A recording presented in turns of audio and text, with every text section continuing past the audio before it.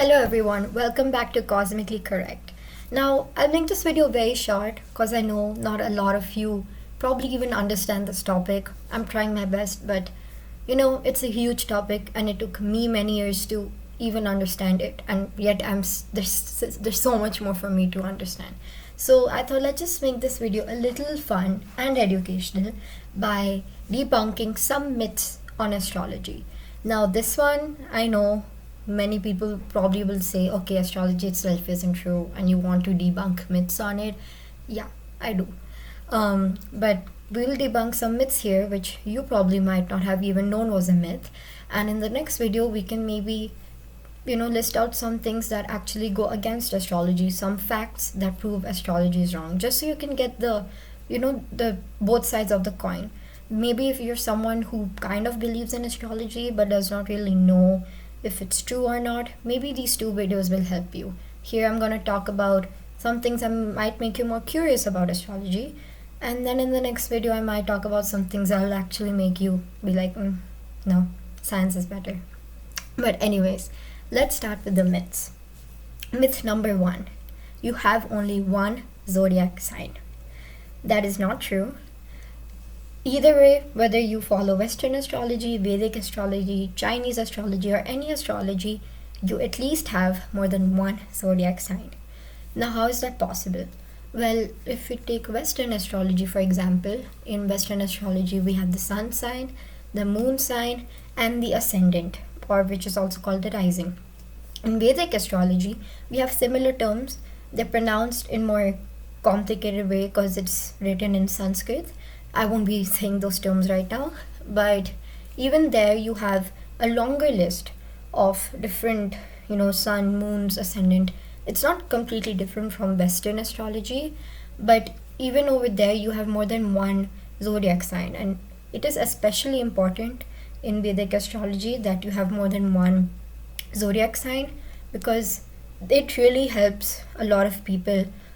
It really helps people to having more than one zodiac sign and knowing that information helps people form predictions on your life and what type of person you'll be, because then they have more data to kind of analyze you from and evaluate you from and guess and make some predictions.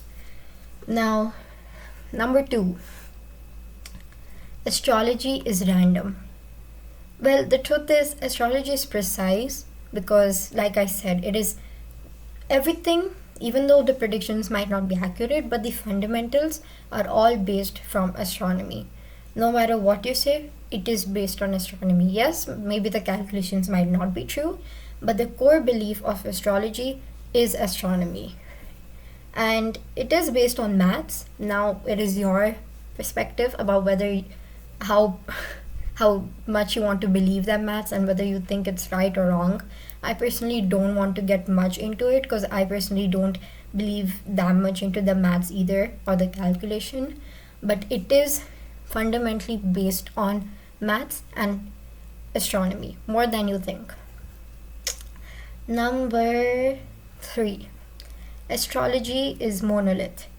Monolith in this case is more about ways of studying astrology or the ways astrology is presented. It's not true. Astrology is not monolith. There are actually multiple ways to study it and practice astrology. But for people like us who might just interested in it or intrigued by it, obviously the easiest way we think we can learn it is by going on Google, searching my astrological sign calculation, and then getting answers. We are not doing the maths behind it, nor are we doing the calculations. But there are multiple ways to study astrology. A lot of scientists or astronomers who have opposed against astrology have also conducted many experiments, whether it's be data sampling, sample sampling, going through their own experiences, doing the calculations by themselves, reading science books, all of that, going to concepts based on many Greek philosophers from a long time period ago. Whatever it is, they have also done a lot of research and studied astrology and then backed up their claims with evidences. So there's definitely more than one way to study astrology. Number 4 or 5, I can't keep count. Your moon sign is just your emotions, and your sun sign is all about your personality. Wrong. Like I mentioned, we have the sun sign, the moon sign, and the rising, the ascendant. To explain it in a very brief and quick manner, think of sun sign as your third layer, your outer layer. This is the layer that forms first impressions on people. This is the way people see you. This is the type of personality that people see you as.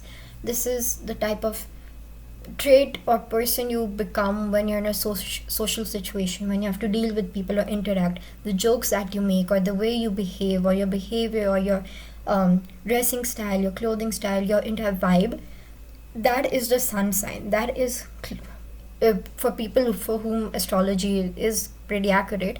Your sun sign tends to be closer to the way you present yourself to a general public. Like, for example, mine is Sagittarius.